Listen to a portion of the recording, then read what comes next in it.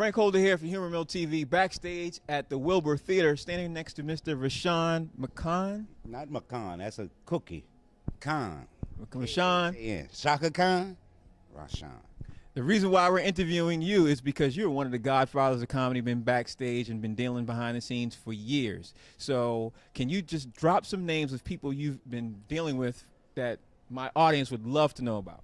Well, I don't know if your audience remember Flip Wilson in 1972, Richard Pryor, Eddie Murphy, Jamie Foxx, Cedric, and in between people, but those were the big ones that jumped out, yeah.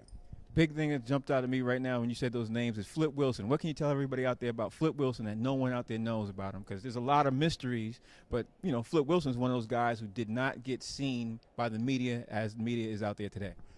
I think one of the biggest things about Flip that the media never asked him, and that it annoyed him, because when he did Geraldine, one, he did Geraldine because at that time, Geraldine could say things as a woman that the black man couldn't say. So he used Geraldine to show the unity. And one of the things was you had the who's who of America on his show, from John Wayne, etc. And all of them used to hit on Geraldine.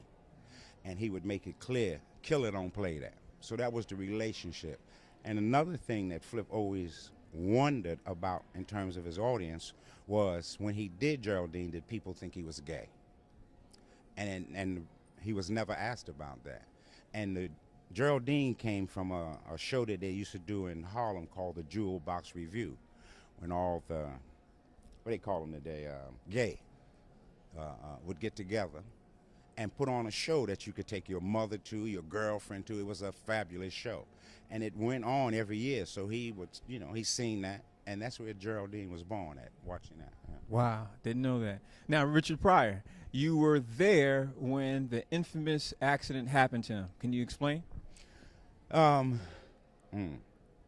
we was looking at, Richard and I was looking at TV, the Vietnam War, and we watched a monk set himself on fire, and I said to Richard, you know, this guy's committed to his cause. And in Richard fashion, he said, yeah, and he didn't even flinch. So I went to the kitchen in his home, and I seen a ball of fire running towards me.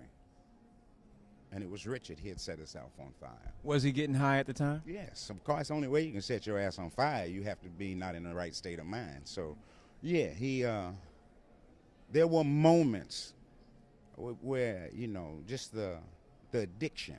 It was something that you didn't want to be a part of, but it had you. And that's what it was, you know. There was a weak moment. I wouldn't even go as far as to say suicide, but just, this is not right what I'm doing. And he had set himself on fire. But what was interesting, because I revisited where that all took place, and Richard had on his property a 7-foot fence. The only way you could get in that fence was either through remote or you knew the code. And when he burned that day, Richard got out of the fence outside, and the fence never opened. So I don't know how he did it, but he got on the other side of the fence, and it never opened. So, anything else you could tell us about the great Richard Pryor that a lot of people out there don't know? That might end up in a book that you might just publish. One of the things that a lot of people didn't know Richard did, when we was on the road, we'd watch the news, read the papers, and if he seen people with hardships, fires, etc., I had to track them down, you know, from the news or whatever, and he would give those people a check. And one of the ones that stood out, if you remember the MOVE organization in Philadelphia, it was only bombs dropped in America twice. One was Pearl Harbor, the other was on MOVE.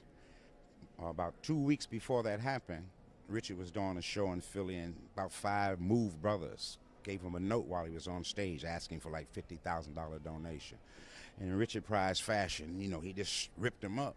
Show was over, we were getting ready to leave, and they are waiting in backstage for us. So I said, Richard, we should go out front. You know, I have the car come around, and he said, no, fuck it, we're gonna go right out there. And he walked up to the biggest one and said, man, fuck y'all. You're not gonna extort me like that. And the big brother looked at him and said, Richard, I love you. That's not where we coming from.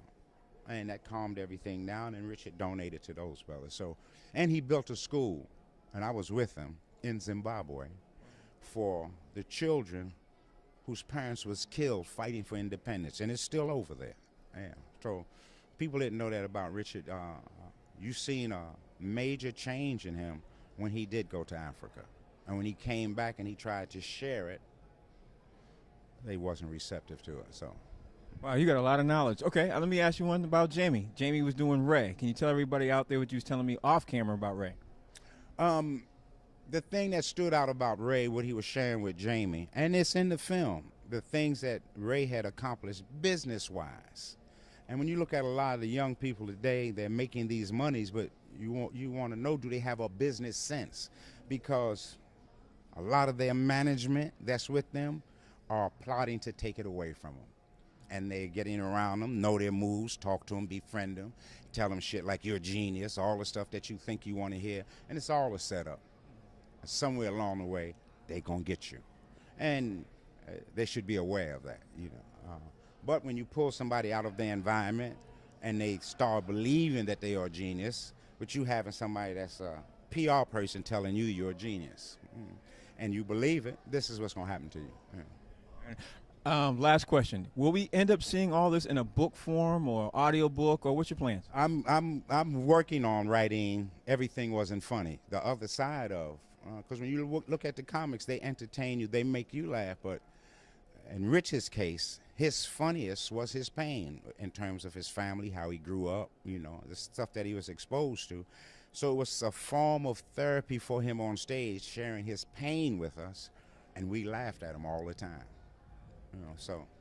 How can everybody out there find you? Are you doing the social media stuff? Because I'm sure people, after they see this interview, they want to follow up to find the book.